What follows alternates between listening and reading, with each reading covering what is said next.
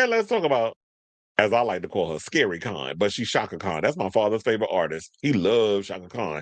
Like my Shaka Khan, Shaka Khan. Like my father literally had, he has a frame poster of Shaka Khan. He got that for his birthday, literally in a frame. And for one of his birthdays, my cousin Ali got it for him.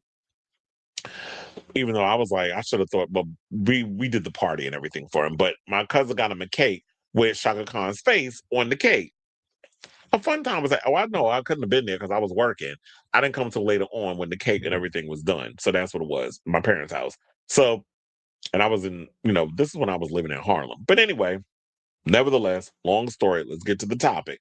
So Shaka Khan out here reading a lot of a lot of celebs. I ain't gonna say y'all faves because she ain't mentioned no names, but she said a lot of y'all are spending a lot of time focusing on your bodies and twerking instead of actually focusing on your vocals.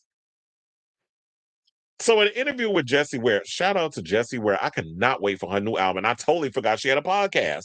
So Jessie Ware on her Table Manners podcast, the R&B and funk icon said, "Tell me something good." That's not what she said. She said that newer pop stars focus too much. There's a misprint in people. They focus too much on things that aren't their vocal capabilities. Now, Khan, who's 73, noted that there's been a dramatic shift since she began her career. She said, "These women are doing any and every damn thing on stage and trying to sing too."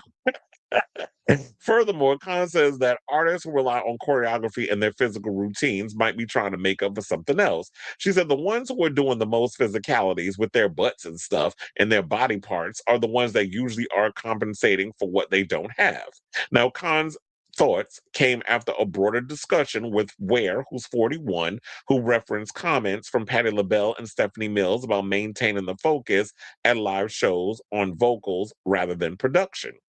The I'm Every Woman hitmaker agreed with their perspectives, approaching her career with a vocals first mentality. She said, "Have the voice, absolutely. I came to sing and I came to really do a good job." Now, in January, Khan and her team shared a statement to social media warning fans against fake AI generated stories about Khan circulating on the internet. Well, you know that ain't AI because she said it in the interview. Now, Chaka and her team want to remind everyone to be cautious about fake AI generated news circulating on Facebook and elsewhere. Okay. We don't need to get into that. That's a whole nother topic. But to focus on this, I'll agree with her to an extent, but she has to realize the era in which she came from. Back when she was singing and she came out with Rufus, that's before she went solo.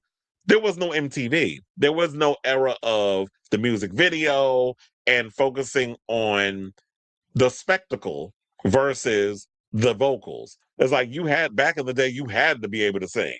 If not, it wasn't always all about the pomp and the circumstance. Now the technology has gotten better. They put in fucking auto tune on the microphones when they sing aloud to keep their ass on pitch. I mean, there's a whole lot of tricks and things that they're doing now. And here's the thing: I like the girls that stand there and give you a show.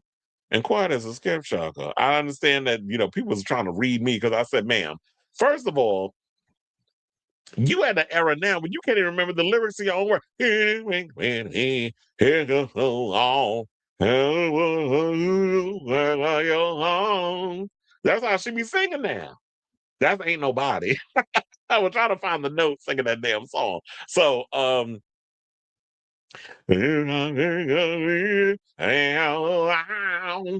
like that's how she be out here singing now. She be just making the noises. She don't be hitting the lyrics. She be out here speaking slurrings. And then what pissed me off was another video where in the same interview, she was excusing Ike Turner. "Oh, he's misunderstood." And I was like, "Girl, you was out here getting high with his ass. That's probably why you're making excuses. So you out here diminishing everything that Tina said about that man, that he was no good and all the things that he did to her. You was making them excuses because you was his little getting high buddy." I was like, let's not do that.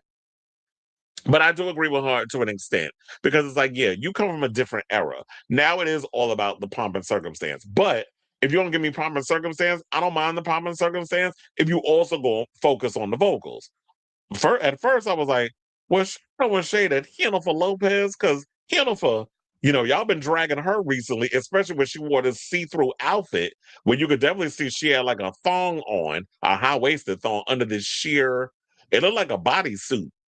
And she's like, oh, this so she's been doing all of that. And it's like, yeah, I know a lot of people say she's improved, but I watched a video recently where this vocal coach was actually breaking down Jennifer Lopez's live performance, and this is recent, and was still reading. I was like, ooh, that sounds sharp. Ooh, that sounds a mess. Ooh, she's pitchy there. And it's like, Stevie Mackey, you need to fire him and get you a real vocal coach because it don't make no damn sense. You've been making music for 30 damn years and you still sound a mess. There's clearly a problem there. Either you're delusional or he been trying to help you. Well, yeah, he been trying to help you. You delusional, or he just not the vocal coach for you. Because even if you don't have the most spectacular singing voice, which Madonna has said in the past that she doesn't have the most spectacular voice, but she knows she has something to say.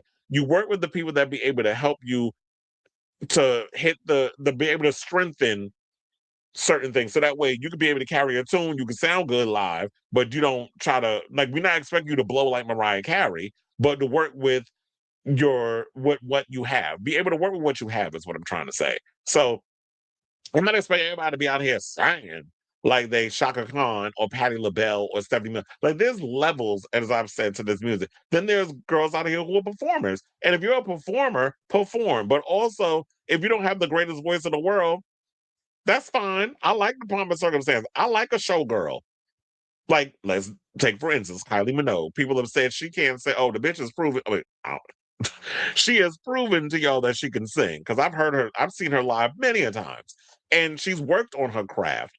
She knows she has limitations in a lot of ways, but and she does the breathy thing. But when she's live, she'll give you a little shimmy, a little choreography, and the showgirl and the showmanship and all that stuff. But she also sings, and she works on her voice. And a lot of artists who know that they have those limitations work on what they have and learn how to strengthen what they have. So on one point, Shaka is correct, but and there are some people out here whose work who just perform, rely too much on the pomp and circumstance. And then one person, I don't remember who it was that said it. They were like, they need to apply it to the men too, not just the women, because there be men out here that be doing all the pomp and circumstance and forgetting that you're supposed to be up there singing too. I guess we could throw Benson Boone in there as an example. It's like, I mean, he sings. The songs aren't that great, but he sings, and he's giving you flips and all this pomp and circumstance. But here's the thing: I'd rather somebody who's entertaining, that's gonna give me a show and focus on their bodies and all this other stuff, than bore me to death like Mariah Carey does with her performances. Because I would never pay money to see her live, and we know she is the GOAT. She's a great singer. She's an amazing songwriter. All other stuff. Her live sets are shit, and we're not gonna sit up and act like they're not. So it depends on the situation. I don't know. I'm kind of torn. Not Natalie Imbruglia is torn, but I'm a bit torn in this situation in regards to this. So shout out to Shaka. I love the people of a certain age that be coming out here with the shade and talking. It's like, come and talk, because then it leaves things open for debate. So with that being said, I definitely want to hear from y'all, because like I said, I'm open for a debate. I want to hear what y'all have to say on this. Do you agree with a lot of what Shaka said, or do you feel like she be just being a bitter old lady that's out here just hating on a lot of the new generation? Now, I do agree that, yeah, there's a lot of these young kids that's coming up that is they're spending too much time on the twerking and shaking their behind and all this other stuff, and then the music has become secondary. Like, if the songs was good and you bad body, I wouldn't mind the extra stuff. But if the music ain't serving what you giving, then it's like, okay, then let the shade fest begin. So let me know what you guys think of this story in the comments down below.